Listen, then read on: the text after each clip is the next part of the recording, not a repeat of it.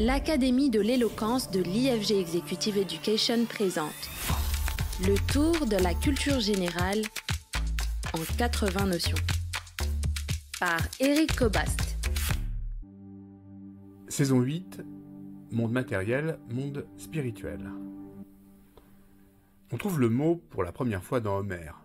Techné, cela signifie fabrication, production, construction. Plus de 4 siècles plus tard, Platon va faire bouger le sens et contribuer à le fixer. La technique, ce sera le savoir-faire que l'on va distinguer du savoir, de la science. La technique, c'est un savoir-faire, c'est un savoir-y faire avec la nature, pour la transformer, pour en faire notre maison commune. C'est l'ensemble des connaissances pratiques, des procédés, mais aussi des instruments forgés à cet effet.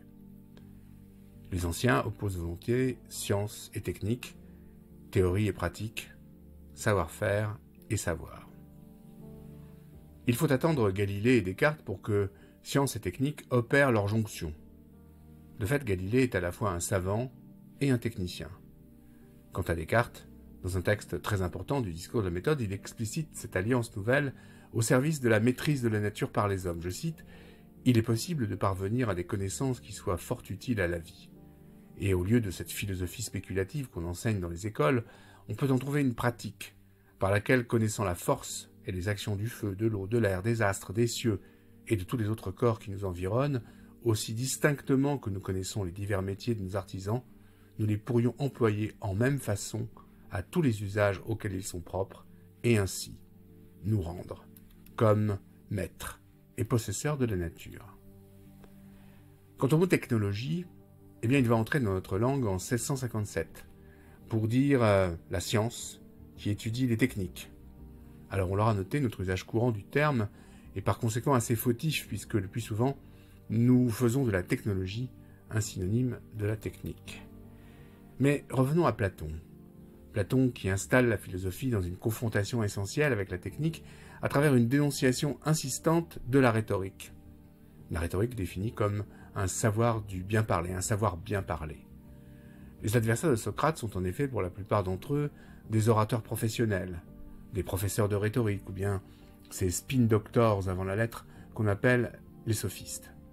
Gorgias, Protagoras, Thrasymachs, tous ont marqué leur temps et la démocratie athénienne.